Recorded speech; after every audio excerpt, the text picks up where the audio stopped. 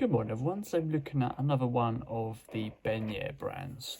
It's actually owned by Pagani Design, so they're in fact in partnership. Today I'm wearing the Spider-Man Citizen limited edition watch. Go check out the review of that on my channel.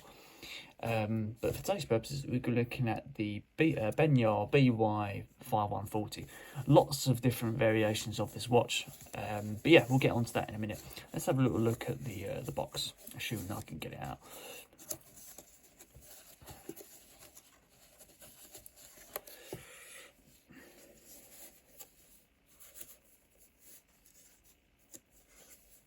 The problem with these boxes are just tightly bound in.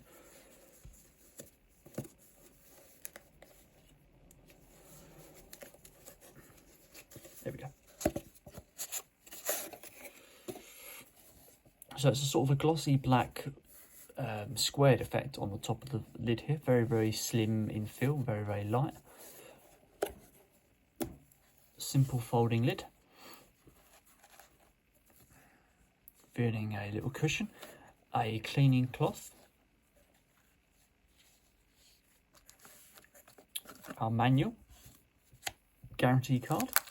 Sometimes you do get a watch adjustment tool in there. This one doesn't have that. And obviously the main watch housed in a little simple cheap piece of cushion.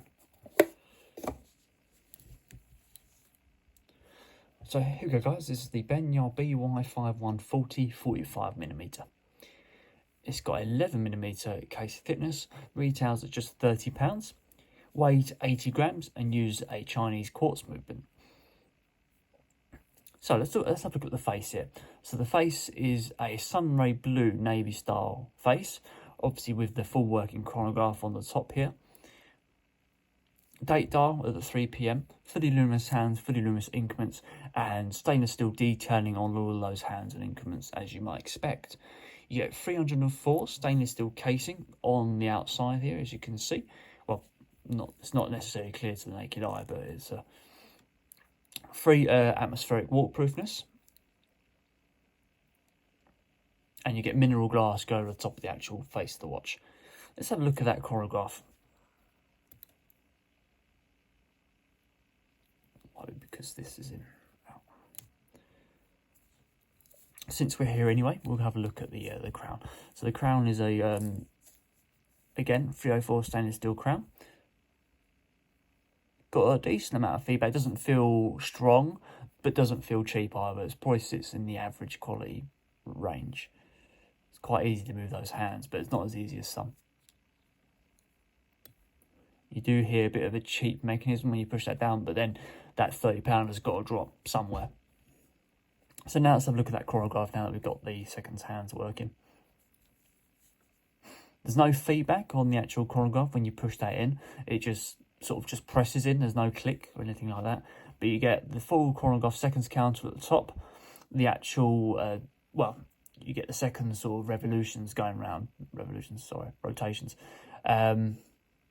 The actual counter, then it counts up to an hour. And you get the full tachymeter speed timer style bezel on here. This is actually fixed in place. It's actually slightly indented towards the face, gives it a lot more sort of depth than some watches. Let's do the reset on this. It's a simple wind back function. I was expecting a snapback, but this one's got a nice wind back function.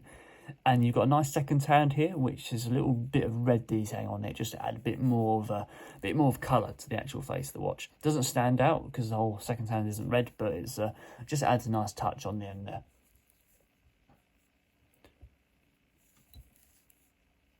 Just got print all over it. That blue bezel does sit quite nicely on top of the stainless steel casing. That's what gives it a nice bit of extra depth. And because of the indentation, it does give you that depth to the watch. A nice 3D effect. So coming out to the strap, you've got a 22mm leather style strap with brown stitching down the side in a lined fashion. It's a nice plump strap. No sort of metallic rings inside the holes for where the buckle would go. That means that it will stretch over time, which is often the preferred way people want these watches, so that it stretches to fit them in a more personalised manner. It's a two-tone effect to the leather, as you can see, with the brown backing, but then sort of a lighter brown front. No quick release options on the strap, unfortunately. So you probably need a tool, like a small tool, just to slide down the side there. 2 holders, one that's fixed in place, one that's free roam. They're fairly sort of standard ones. Got a bit of a suede effect on it. They've got a nice comfortable feel. Looking at the buckle, you've got a stainless steel buckle held in a simple pin. It's quite easy to move that, but then it doesn't matter. This is just to fulfill the function of holding it in place. And finally, let's have a look at the back plate. I'll tell you a bit more about the watch. It's a screw down back plate, as you can see here, matte effect with the Benyar logo on the back.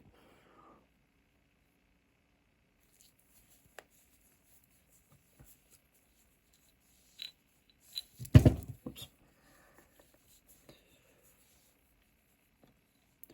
So there you go guys, that is the Benyar BY5140.